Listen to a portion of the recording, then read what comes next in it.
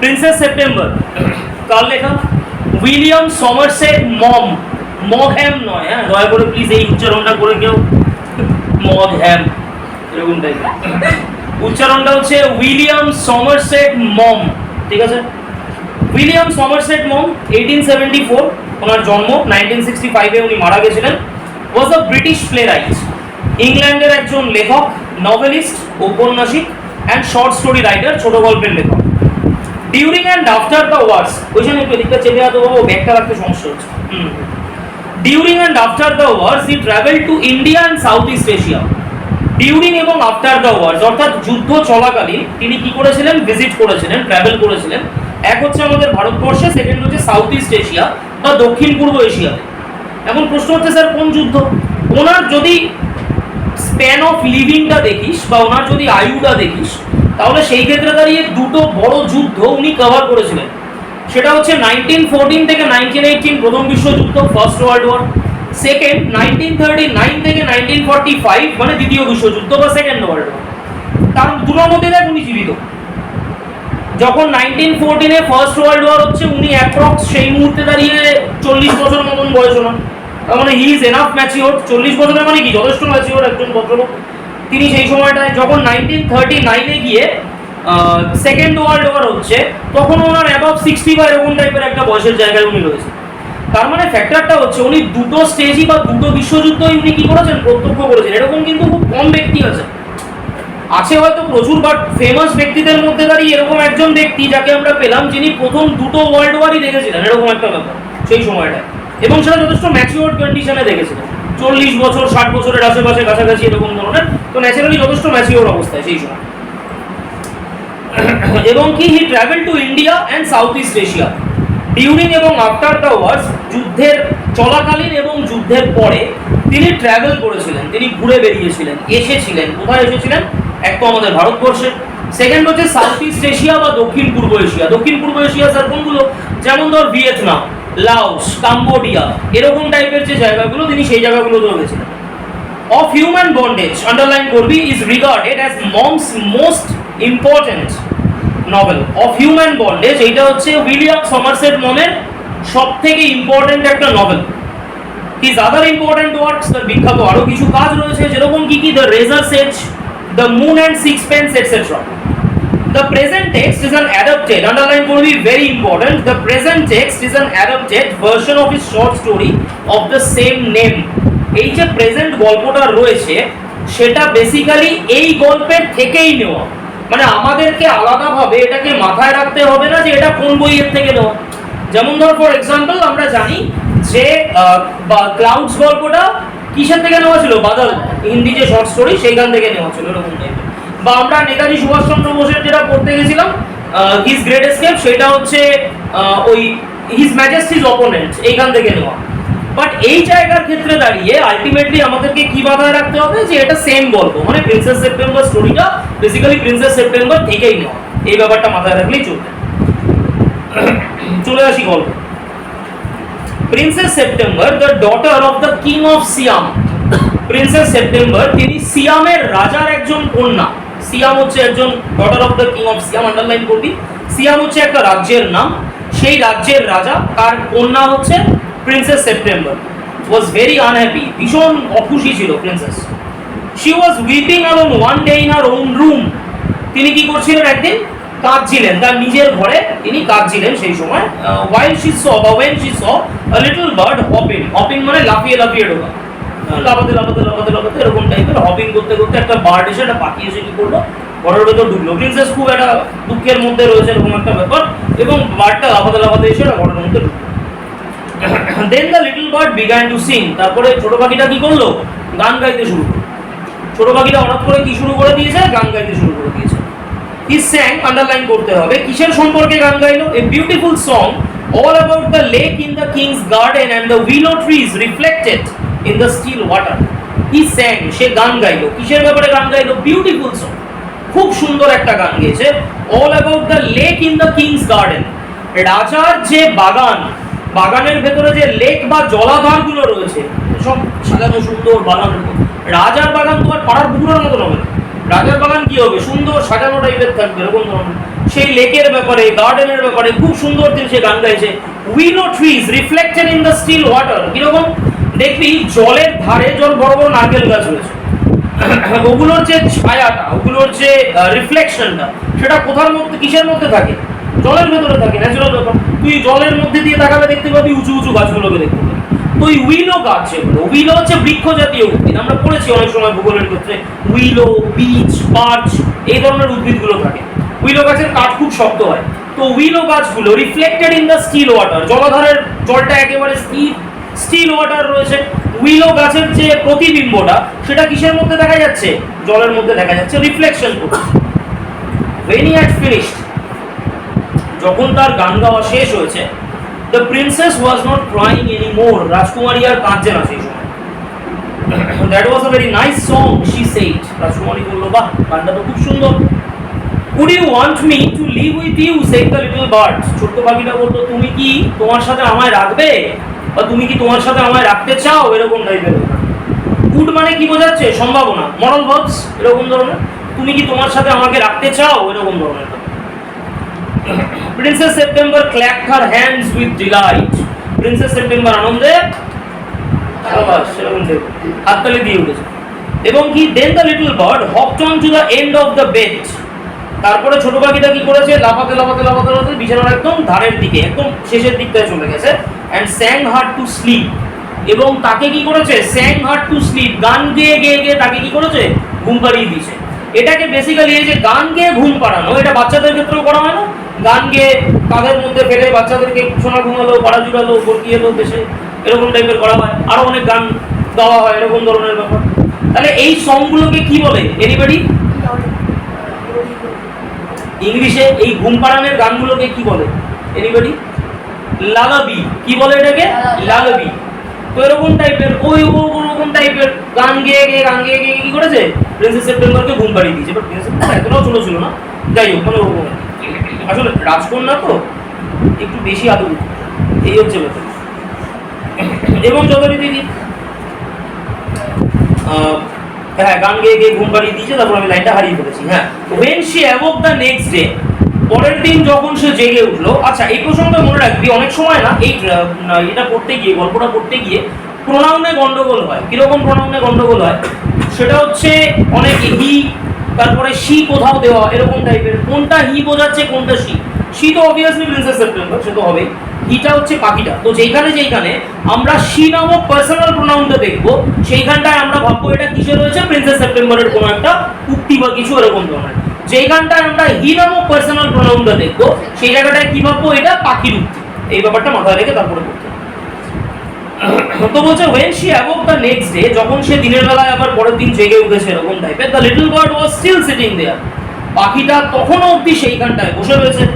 and as she opened her eyes, এবং যেই মুহূর্তে পাখিটা যেই মুহূর্তে প্রিন্সেস সেপ্টেম্বর তার চোখটা খুললো, he said good morning, he said, যেই মুহূর্তে প্রিন্সেস তার চোখটা খুলেছে, পাখিটা কি বলে উঠেছে? গুড মর্নিং, এরকম বলে উঠেছে। she stretched out her first finger of her right hand, এবং প্রিন্সেস সেপ্টেম্বর কি করেছে? তার রাইট হ্যান্ড, তার ডান হাতের প্রথম যে আঙ্গুলটা রয়েছে সেটাকে পেতে দিয়েছে। আসো বসো। and so that it served as a perch, perch মানে হচ্ছে বসার জায়গা।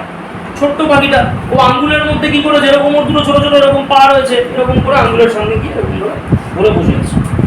the little bird flew down and sat on it, ছোট পাখিটা উড়ে এলো, উড়ে এসে আঙ্গুলটাকে পার্চের মতো ইউজ করে বসে গেল। then she went through the palace, তারপরে প্রিন্সেস সেপ্টেম্বর পুরো প্রাসাদের মধ্যে ঘুরে বেড়াচ্ছে। and called on each of the princesses in turn, এবং প্রত্যেক রাজকুমারীর নাম ধরে ধরে ডাকছে। মানে তার আরো বোন দিদি এরা রয়েছে এরকম টাইপের। তো সে কি করছে? প্রত্যেককে নাম ধরে ধরে ধরে ডাকছে। and for each of the princesses, আর প্রত্যেকটা রাজকুমারীর জন্য, the little bird, আন্ডারলাইন করতে হবে, প্রত্যেক রাজকুমারীর জন্য the little bird sang a different song, প্রত্যেক রাজকুমারীর জন্য কি ছোট পাখিটা আলাদা আলাদা করে গান গাইছে। প্রত্যেক রাজকুমারীর জন্য ছোট পাখিটা কি করছে? এক একজনের জন্য এক একটা গান, এক একজনের জন্য এক একটা গান, এইভাবে আলাদা আলাদা করে গান গাইছে। The other princesses were jealous, বাকি রাজকুমারীরা কি হলো? প্রচন্ড ঈর্ষান্বিত হলো। বাবা, এত ভালো পাখি পেয়ে গেছে, ব্যাপারটা ঠিক মেনে নেওয়া যায় না, এরকম হিংসায় চলছে এরকম টাইপের, ঈর্ষান্বিত হচ্ছে, হিংসায় চলছে। অ্যান্ড ভিজিটেড সেপ্টেম্বর টুগেদার, তারা একসঙ্গে সবাই মিলে সেপ্টেম্বরের কাছে গেল। কেন? ব্রেন ওয়াশ করতে হবে। ব্রেন ওয়াশ কেন? পাখিটার সম্বন্ধে ওকে ভুল বোঝাতে হবে, ভুল বুঝিয়ে কী করতে হবে, পাখিটার থেকে ওকে আলাদা করে দিতে হবে, দূরে করে দিতে হবে, এরকম টাইপের। তো প্রিন্সেস সেপ্টেম্বরের কাছে গেছে সবাই মিলে একসঙ্গে। ওয়েল মাই ডিয়ার, তারা কি বললো, দেখো বাবা, মানে দেখ বোন, এরকম টাইপের বাবা ভাষা করে বলছে। তারা বললো, your little bird flies in and out just as he likes. Your little bird, তুই যে ছোট্ট পাখিটাকে এনেছিস, flies in and out just as he likes, যেভাবে ইচ্ছা ঘরের মধ্যে এদিক ওদিক ঘুরে বেড়াচ্ছে। এত স্বাধীনতা ভালো নয়, এই টাইপের ব্যাপারটা, যে যখন ইচ্ছা কি করছে, ঘরের থেকে বেরিয়ে যাচ্ছে, ঘরের মধ্যে ঢুকছে, কেউ কি নেই, বাধা দেওয়ার নেই, তুইও ওকে ঠিক মতো শাসন করিস না। তার মানে কি, ও যেটা ইচ্ছা যখন ইচ্ছা সেই কাজটাই সে তখন করে ফেলছে।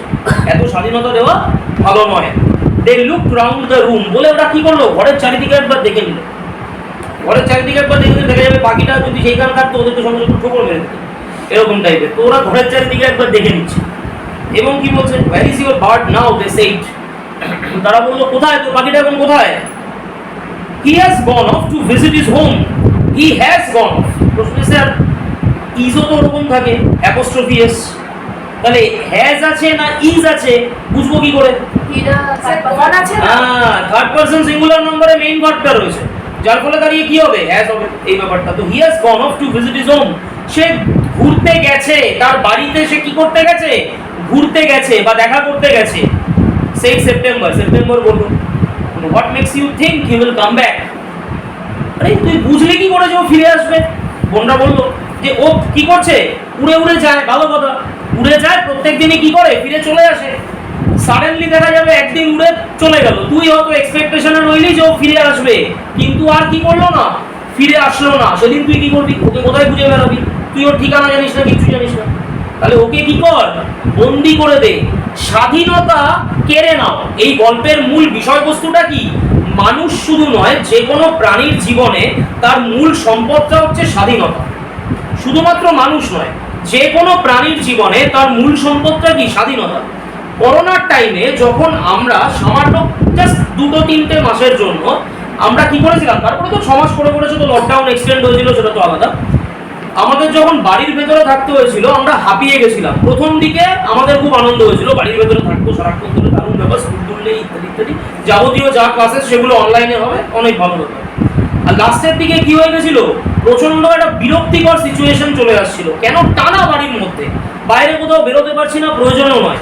এবং প্রত্যেকে আই থিঙ্ক এটা রিলেট করতে পারবি, বাড়িতে বাবারাও কিন্তু খুব ডিপ্রেশনে ছিলেন ম্যাক্সিমাম জায়গায়, যাদের বাবাদের ওষুধের দোকান তারা ছাড়া, তারা ভালো ছিল, ওষুধের দোকান তো বেশি বেশি বিক্রি হচ্ছে। বাকিদের যারা, তাদের বাবারা কি ছিলেন, অত্যন্ত ডিপ্রেশনে ছিলেন। কেন ডিপ্রেশনে ছিলেন? ন্যাচারাল ব্যাপার না, ওষুধের দোকান আর মুদির দোকান যাদের, তারা খুব ভালো ছিল, তাই না? বাকি যারা, তারা অত্যন্ত ডিপ্রেশনে ছিল। কেন ডিপ্রেশনে ছিল? বিকজ ন্যাচারাল ব্যাপার, কোথাও কাজে যেতে পারছে না, এবং স্বাভাবিকভাবে কাজে না যেতে পারলে কি হবে, সংসারের মধ্যে কোনো মানিটারি ট্রানজ্যাকশন নেই, কিছু সহজ কথায় ঘরে টাকা পয়সা আসবে না, এরকম টাইপের একটা ব্যাপার। তাহলে এই টাইমটার মধ্যে মারাত্মক একটা কন্ডিশন আমরা ফেস করেছিলাম, যেটা খুব কার্সড কন্ডিশন ছিল, অভিশপ্ত একটা কন্ডিশন ছিল।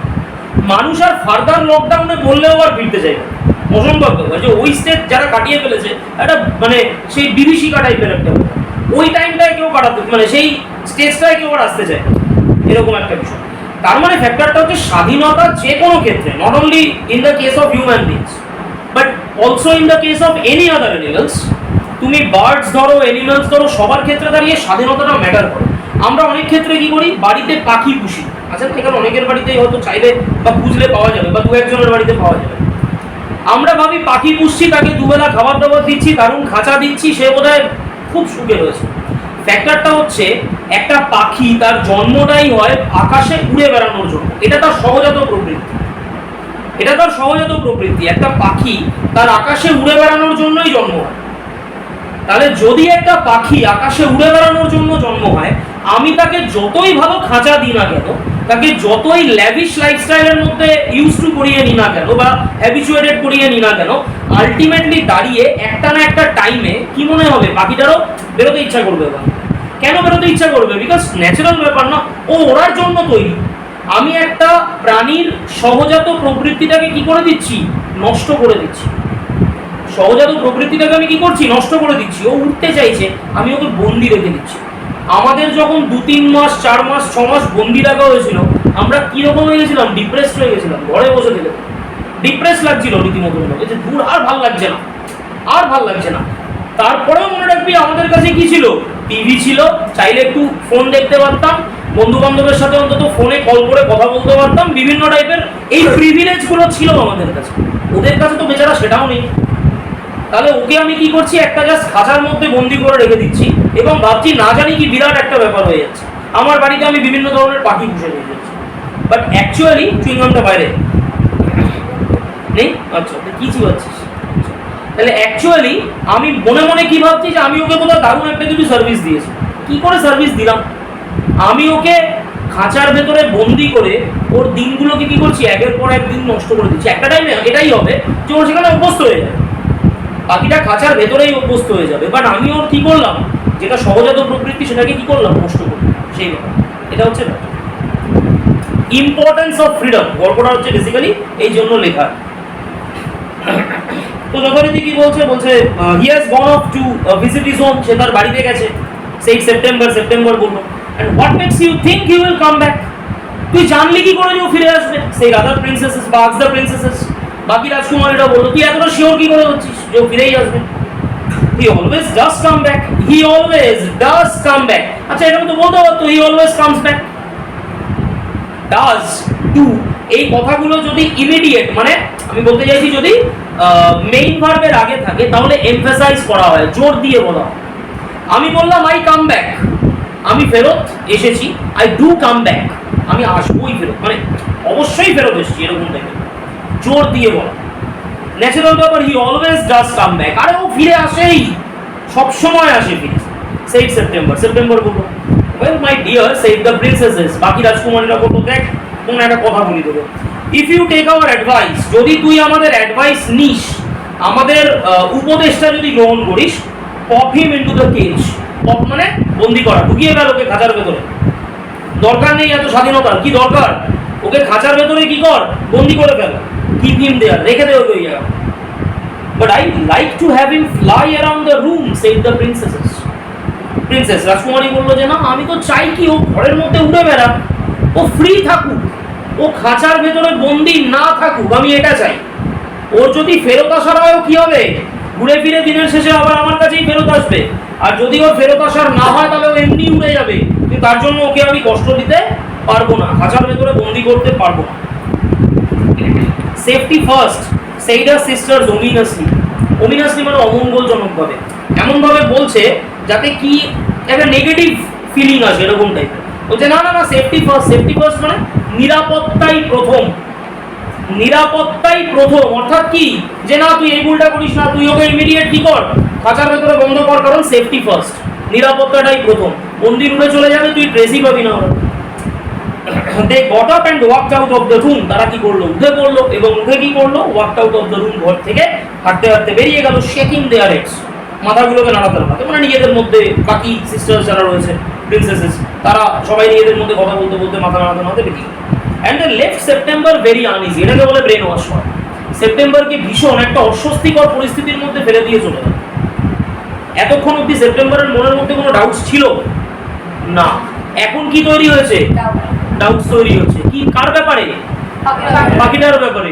হ্যাঁ সত্যি তো, যদিও আর না আসে, এটাকে কি বলে এক কথায়, ব্রেন ওয়াশ করা। আমার মনের ভেতরে এক রকমের ধারণা ছিল, আমাকে কেউ এসে একটা অন্যরকম কিছু বুঝিয়ে গেল। আমি তারপরে ভাবলাম মনে মনে, আরে এই ব্যাপারটা তো এরকমও হতে পারে। তার ফলে কি তৈরি হলো, একটা ডাউটফুল ক্যারেক্টার বা ডাউটফুল নেচার তৈরি হলো আমার ভেতরে, এরকম টাইপের সেপ্টেম্বরের মধ্যেও তাই। It seem to her that the little bird was away a long time. তার কাছে মনে হলো যে ছোট পাখিটা তো অনেকক্ষণ ধরে বাইরে রয়েছে। এতদিন অবধি মনে হতো, এতদিন যে পাখিটা যেত, এতদিন অবধি ওর খেয়াল হতো না, থাকলে থাকুক না, আবার তো ঠিক ফিরে আসবে, এই ভরসাটা ছিল, ট্রাস্টের জায়গাটা ছিল। এখন কি মনে হচ্ছে, আরে ও তো অনেকক্ষণ গেছে, এখন তো ফিরছে না। she could not think what he was doing, এবং সে ভেবেই পাচ্ছে না যে আলটিমেটলি পাখিটা কি করছে, এতক্ষণ ধরে কি করছে, আসছে না কেন। he might forget her, হতে পারে যে ওকে ভুলে গেছে, or he might take a fancy to someone else। fancy মানে কি, এটা কল্পনা এরকম টাইপের, কাউকে তো অন্য কাউকে পছন্দ হয়ে গেছে, ভালো লেগে গেছে। যেরকম সেপ্টেম্বরকে এসে বলেছে তোমার সাথে আমাকে রাখবে, সেপ্টেম্বর রাজি হয়ে গেছে। এরকমও তো অন্য কোনো রাজকুমারীকে গিয়ে বলেছে তোমার সাথে আমাকে রাখবে, সেই রাজকুমারী হয়তো রাজি হয়ে গেছে। ন্যাচুরাল ব্যাপার। ওর মধ্যে এই বিভিন্ন টাইপের প্রবাবিলিটিস গুলো তৈরি হলো কিসের ব্যাপারে? পাখিটাকে হারিয়ে ফেলার।